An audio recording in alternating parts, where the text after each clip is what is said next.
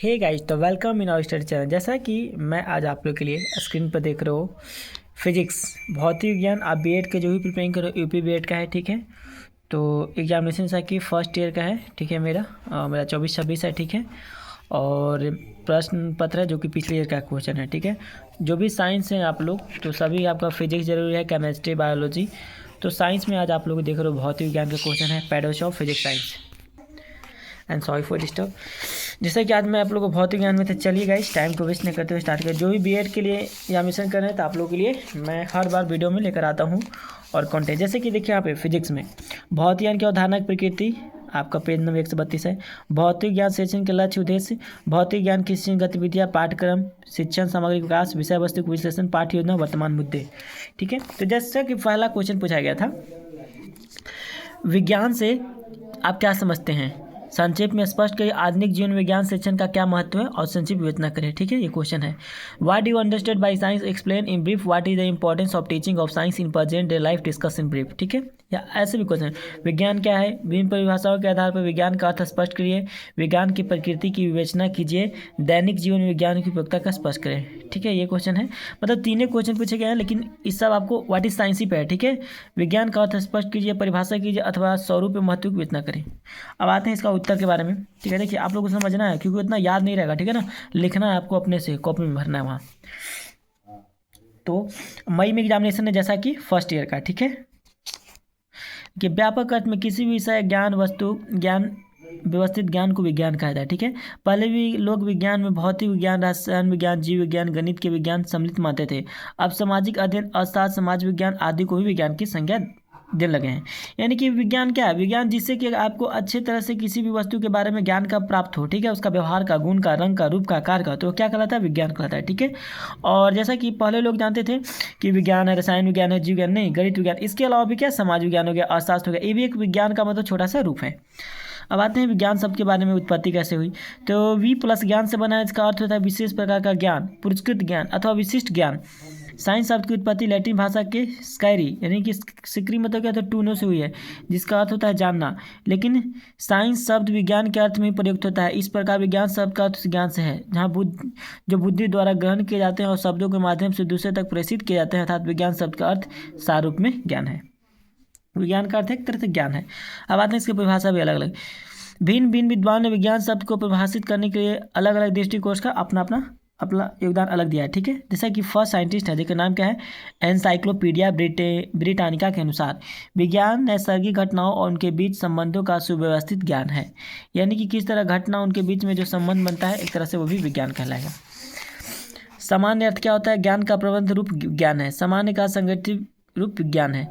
Einstein के अनुसार आते हैं, हमारी ज्ञान अनुभूति के अस्त व्यस्त विभिन्नता को एक तर्कपूर्ण विचार प्रणाली निर्मित करने के प्रयास को विज्ञान कहते हैं।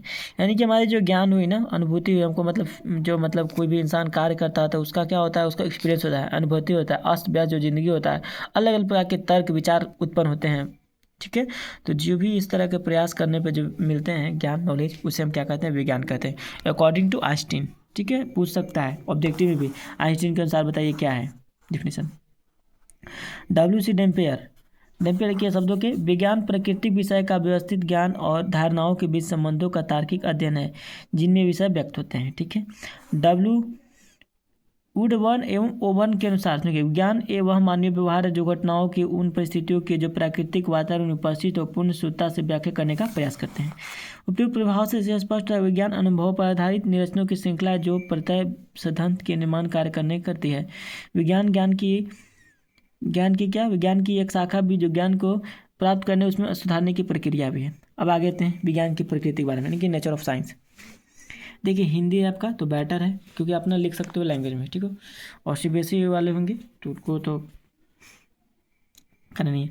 देखिए मनुष्य सदा से सृष्टि के पीछे सत्य की खोज में रहा है। उसे प्रकृति की बनावट से कार्यशैली था, उसके मूल सिद्धांतों का जानने की तीव्र इच्छा रही है।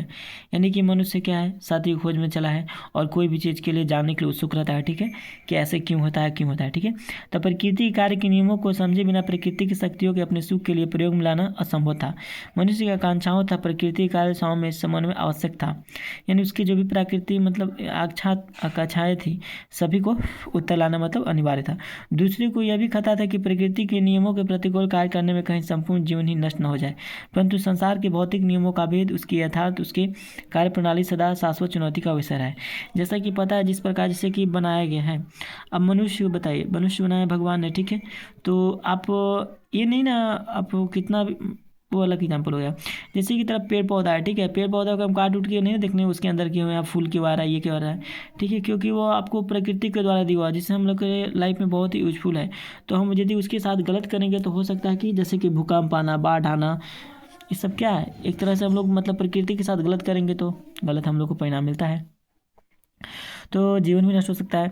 परंतु नियमों का भेद, यथार्थवाद, कार्यप्रणाली शाश्वत चुनौती विषय रहा है। उच्च विज्ञान जैसे आइंस्टीन ने अपने जीवन पर्यंत कठिन परिश्रम के बाद यह अनुभव करते हैं कि विशिष्ट रेतीले मैदान में ही कुछ पत्थर के टुकड़े उठा पाए हूँ। यानी कहते हैं कि मैंने इतना कुछ ज्ञान किया, लेकिन मैं एक रेतीले मैदान में जैसे पत्थर कुछ टुकड़े उठाते हैं ना, उस तरह से मैं ज्ञान को पाया हूँ। प्रत्येक विषय की अपनी अलग की प्रकृति होती है।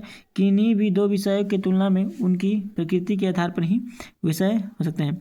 विज्ञान विषय की प्रकृति को हम कुछ महत्वपूर्ण बिंदुओं के आधार पर स्पष्ट करते हैं। जैसा कि प्रथम है, देखिए, विज्ञान का आधार प्रत्यक्ष सत्य होता है। आत्मवैज्ञानिक चिंतन की दिशा में बड़ा महत्वपूर्ण कदम था जब यह मान लिया गया कि किसी वस्तु के अस्तित्व का परिणाम उसकी अनुभव सिद्धा न केवल नियमता पूर्वक है। तर्क, जब बहुत दिनों तक यह तय नहीं हो पाता है कि ऊपर से गिरने वाला वस्तु का त्वरण कितना होता है, तब गैलीलियो के सूझ आई कि बहस के न्याय के लिए पीसा में स्थित मीनार से वस्तु गिराकर देख लेगा। तब गैलीलियो का प्रयोग न केवल उसके विषय क्षेत्र में सहायक सिद्ध हुआ, बल्कि अनुसंधान प्रणाली प्रचंड गति का अग्रदूत सिद्ध हुआ। आज यह प्रणाली न केवल प्राकृतिक विज्ञान के क्षेत्र में बने थे, बल्कि दूसरे क्षेत्र में बनाए गए थे। जैसा कि आप बता दूं, जैसे कि आपको गैलीलियो क्या कहता है, जड़त्व के नियम कहते हैं ना। कोई भी चीज़ है, देखिए जैसे कि आप ट्रेन में जाते हो, ठीक है, अचानक ब्रेक हो जाता है, क्या होता है, आगे पीछे को होते हैं। तो न्यूटन के जैसे थर्ड लॉ होते हैं ना, तीन लॉ तक होते हैं, फर्स्ट सेकंड थर्ड। तो जो फर्स्ट लॉ कराता है ना, उस इनर्शिया कहते हैं। और जिसका खोज कौन किया, देखिए दो तरह का है। एक न्यूटन ने तो खोज किया, लेकिन समीकरण का खोज किसने किया, तो गैलीलियो ने किया था, ठीक है। तो वो होता है आपको गैलीलियो का। तो वही बताया गया कि दूसरे क्षेत्र में अपनाया जा रही है। अब जाते हैं दूसरे का के अनुसार। देखिए, विज्ञान प्रत्येक तथ्य का विश्लेषण करके प्रत्येक भाग को बारीकी से समझने का प्रयत्न करता है। सिस्टम बहुत से बहुत जटिल है, इसलिए उनका विश्लेषण करके छोटे छोटे भागों में बांट दिया जाए तो फिर समझा जाए। यानी कह सकते हैं ना, बहुत ही बड़ा पृथ्वी है या बहुत बड़ा हर चीज़ है, ठीक है। तो उसको हमको समझने के लिए क्या करना, पहले छोटे छोटे भागों में तोड़ना होगा और एक एक करके हम अच्छे से पहचान पाते हैं। जिस प्रकार चुंबक हो गया ना, उतना बड़ा चुंबक है, तो तोड़ोगे तब ना उसके बारे में जानोगे, हल्का समझेगा। तो उदाहरण बता दिया, चुंबक आकर्षण किस पर निर्भर करती है, हमें कई भागों में बांट सकते हैं। जैसे कि वह क्या आकर्षित करना चुंबक के ध्रुव की शक्ति निर्भर है, क्या आकर्षित चुंबक की ध्रुव शक्ति पर निर्भर है, तथा दोनों के बीच क्या दूरी निर्भर है। यदि हम ऐसा स्थिति में फिर दो प्रश्नों की स्थिति रखकर तीसरे का प्रयोग निश्चय करते हैं, तो अर्थात पहले और दूसरे की स्थिति रखकर तीसरे और दूसरे स्थिति रखकर पहले स्थिर दूसरे का आदि का, ऐसे मतलब जान सकते हैं कि पहला में क्या गुण है, दूसरा में गुण क्या है, ठीक है, रख करके। अब आते हैं थर्ड पे। तृतीय, वैज्ञानिक विचारधारा में अभी आपके 8 मिनट हुए, ठीक है। मतलब 10 से 11 मिनट का शॉर्ट वीडियो बनाऊंगा, डेली एक को क्वेश्चन लेकर आऊँगा हर सब्जेक्ट वाइज, ठीक है। तृतीय, वैज्ञानिक विचारधारा में परिकल्पना का स्थान महत्वपूर्ण होता है। जब हम दो तथ्यों के सदा एक साथ गठित होते हैं वे देखते हैं, तो हम तुरंत के बाद किसी संबंध की कल्पना कर लेते हैं। फिर इस कल्पना के आधार पर नए तथ्य की खोज किए जाते हैं। जैसा कि मैं बता दूं, आप जैसे कि आप किसी चीज़ को आप कुछ खोज लेते हो, ठीक है, तो उसके बाद भी आपके मन में इच्छा होती है ना, अब इसके बारे में आगे जानना होगा, और मतलब क्या इसमें अलग चीज़ तो नहीं है ना, हो गया। तो नए तथ्य की खोज की जाती है। मानव मस्तिष्क उस समय तक कोई निश्चित धारणा नहीं बनाती जब तक ये सारे आंकड़े उपलब्ध नहीं हो पाते। प्राप्त आंकड़ों का आधार पर तुरंत तथ्यों के संबंध की परिकल्पना करना आरंभ करता है। इस परिकल्पना के आगे के अवलोकन का मार्ग निर्धारित होता है। परिकल्पना हम संबंधित तथ्यों का दिग्दर्शन कराती है, लेकिन परिकल्पना संभवतः बदलती रहती है। जब तक एक परिकल्पना सही मालूम होती है तब तक वह दिग्दर्शन करती है, यदि वह गलत सिद्ध हो जाए तो दूसरी परिकल्पना हमारा दिग्दर्शन करती है। अब आते हैं यहाँ पे अलग अलग हैं साइंस के बारे में। अब देखिए चतुर्थ में क्या कहते हैं, वैज्ञानिक विचारण पक्षपात रहित होती है। वैज्ञानिक विचार किसी व्यक्ति विशेष धारणाओं पर निर्भर नहीं है, न ही उनमें से किसी व्यक्ति के भावनाओं को स्थान है, ठीक है। वैज्ञानिक केवल सत्य खोज में रहता है, पर पश्चाताप तर्क तथा भावनात्मक आसक्ति उसे ग्राही नहीं होती। सत्य उसका एकमात्र उद्देश्य होता है। यानी कि कह सकते हैं कि हम लोग हमेशा मतलब साइंटिस्ट लोग क्या होते हैं, जो भी वैज्ञानिक मतलब उस तरह के जो थिंकिंग करने वाले, हमेशा उनको जब तक आंसर नहीं मिलेगा जब तक लोग मतलब कंटिन्यू अपना क्वेश्चन करते रहते हैं, और जब तक मिलेगा नहीं अपना खोज रहते हैं। पंचम में देखिए, विज्ञान और वस्तु मापकों यानी कि ऑब्जेक्टिव टूल्स पर निर्भर करता है। जिन व्यक्तियों के वैज्ञानिक विधि से प्रशिक्षण नहीं मिलता है वह प्राय अटकल से व्यक्तिगत अंदाज से मूल्यांकन करते हैं, लेकिन जो वैज्ञानिक विधि में प्रशिक्षण प्राप्त करते हैं उनका मूल्यांकन तथ्यों परिणामों के माप तौर पर अन्य किसी परीक्षाओं पर आधारित होता है। इसलिए विज्ञान की प्रगति अच्छे मापकों पर निर्भर रहती है। जितना उन मापकों को साधन होता है उनमें सूचना उतने ही अधिक में नई नई बातों को हमारे ज्ञान में लाएंगे। जैसे कि आप जितने ज़्यादा बात को सुनोगे, ठीक है, ध्यान से, आपके अंदर क्या होगा, वो अंदर आएगा, ठीक है, उसके बाद आप उसको सोचोगे तो फिर वो बाहर रूप में निकलेगा। सष्टम है, विज्ञान परिमाणवाची होता है, निष्कर्षों की खोज में रहता है। यानी परिणाम यानी क्या, परिमाणवाची यानी कि क्वालिटी में या इसका परिणाम का मात्रा में देखता है, ठीक है।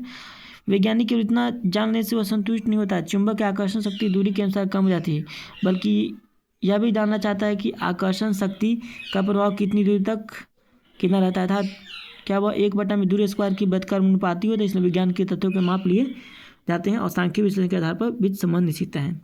अब आते हैं, देखिए, उपयुक्त विवेचना को संक्षिप्त में इस प्रकार प्रस्तुत किया जा सकता है। पहला है, वैज्ञानिक ज्ञान आधार हमारी ज्ञान इंद्रिया होती है, उसके द्वारा पर ज्ञान पर हम आसानी से विश्वास करते हैं। जैसे कि वैज्ञानिक ज्ञान क्या है, हमारे ज्ञान इंद्रिया होते हैं। ज्ञान इंद्रिया क्या 5 होते हैं ना, आँख, नाक, कान, जीभ, टच करना, उनके द्वारा प्राप्त जो भी ज्ञान होता है हम उसे मान लेते हैं, विश्वास करते हैं, ठीक है।